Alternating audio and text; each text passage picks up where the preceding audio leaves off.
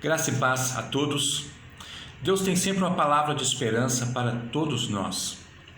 E hoje eu quero compartilhar um texto, um versículo, um único versículo, que se encontra no Evangelho de João, capítulo 14, versículo 1, que diz assim: Não se turbe o vosso coração. Credes em Deus, credes também em mim.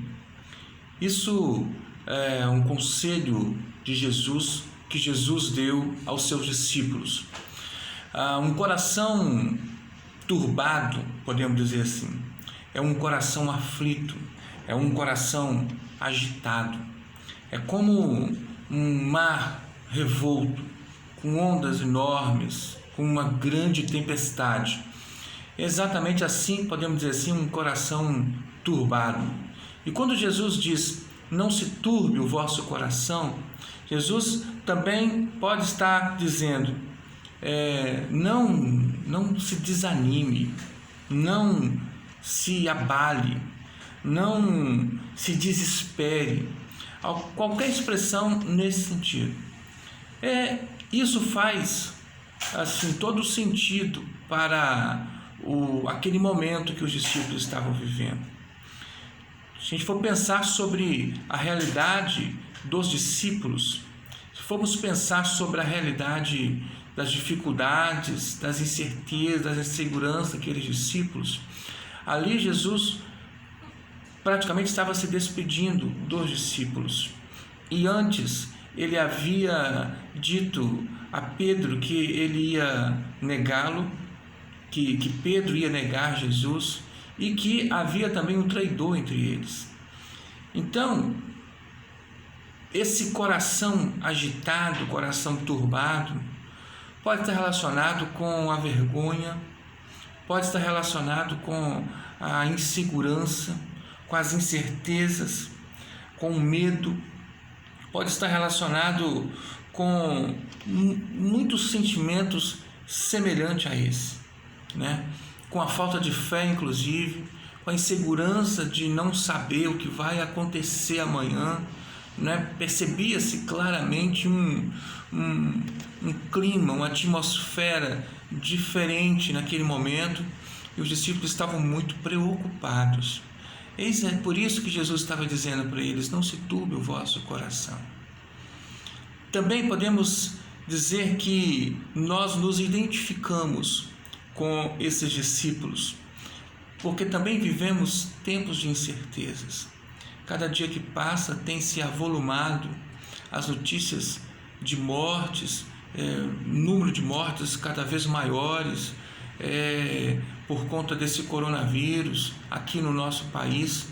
E por isso mesmo a incerteza é muito grande, a insegurança é também muito grande, a preocupação é muito grande, por conta desse isolamento social, com preocupações com as finanças, preocupações com a saúde, preocupações com o futuro, enfim, né? Tudo isso gera-se um desconforto emocional muito grande, uma insegurança muito grande e gera esse coração turbado. Aquele conselho que Jesus deu aos discípulos, não se turbe o vosso coração, serve perfeitamente para nós. Não se turbe o vosso coração. Ou seja, não se desesperem, não desanimem, não se abalem. Eu tenho uma solução, eu tenho um caminho proposto a vocês. E esse caminho é o de crer. Foi isso que Jesus falou para os discípulos. Creiam em Deus. E esse crer, esse verbo aqui, da forma do original, não é creiam simplesmente, é crede. No sentido de um ato contínuo, no sentido de continuem crendo.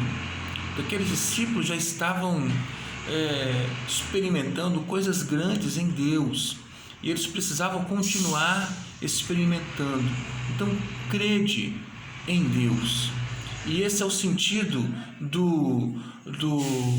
de lembrar de todas as grandes ações do que aqueles discípulos já conheciam e que nós conhecemos também, não é? O Criador dos céus e da terra, o Deus de Moisés que abriu o Mar Vermelho, o Deus de Abraão, de Isaac, de Jacó, o Deus que cumpre as suas promessas, o Deus de aliança e o Deus que cumpre as suas promessas, o Deus de Davi, o Deus que guerreia as nossas guerras, e por que não dizer o nosso Deus, Deus que tem cuidado de nós. Nós temos experimentado esse cuidado, esse zelo, esse amor maravilhoso para conosco. Os livramentos que temos tido todos os dias é prova que existe esse Deus maravilhoso. Então creiamos em Deus. Mas o outro caminho que Jesus propõe é crer em Deus e, como consequência disso também, crede em mim, Jesus dizendo. Então creiamos em Jesus, ou continuemos a crer em Jesus. E aí vamos lembrar, Jesus é aquele que cura toda sorte de enfermidades, curou cegos, curou deficientes físicos, curou mudos, surdos, até fez o morto ressuscitar, não somente um, mas Lázaro, filho da viúva de Naim, ou seja, aquele que tem poder para curar os enfermos, aquele Jesus que tem poder, por exemplo, para transformar água em vinho, ou seja, tem poder sobre os elementos, né, da natureza, como a tempestade, aquele que prometeu que estaria conosco todos os dias, até a consumação dos séculos. E por que não dizer o nosso Jesus, o nosso amigo, o nosso Senhor, o nosso Mestre, aquele que está conosco em todos os momentos. Nós temos experimentado isso, essa capacidade de transformar situações, de transformar vidas, de transformar realidades. Não é uma teoria, é algo absolutamente experimentável, e nós temos experimentado. Creiamos em Jesus, ou melhor, continuemos a crer em Jesus. Essa é a receita que Jesus deu aos discípulos e que Jesus dá também a nós. Se formos continuar uma olhada mais nesse diálogo de Jesus com os discípulos, Jesus vai falar a respeito de que ele vai preparar um lugar maravilhoso para os discípulos, mas que um dia ele vai voltar, né? Mas aí um dos discípulos, aí Jesus diz, e vocês conhecem o caminho. Mas aí um dos discípulos, Tomé, não por acaso Tomé, o questionador, né, vai e pergunta, Senhor, mas como saber este caminho? E aí Jesus responde, eu sou o caminho.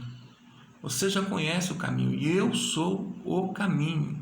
Eu sou a verdade e eu sou a vida. Essa resposta de Jesus abranda qualquer tempestade. Essa resposta de Jesus tem a capacidade de acalmar qualquer coração. Nós conhecemos este caminho. Esse caminho é Jesus. E esse caminho está absolutamente acessível, próximo, está junto de nós. Por isso, queridos, não precisamos ficar com o nosso coração turbado. Por isso não precisamos ficar com o nosso coração entristecido. Não precisamos ficar angustiados neste tempo de confinamento, de isolamento social. Precisamos crer em Deus, continuar a crer em Deus e continuar a crer em Jesus Cristo, porque Ele é o nosso caminho. Amém? Um abraço a todos. Deus nos abençoe.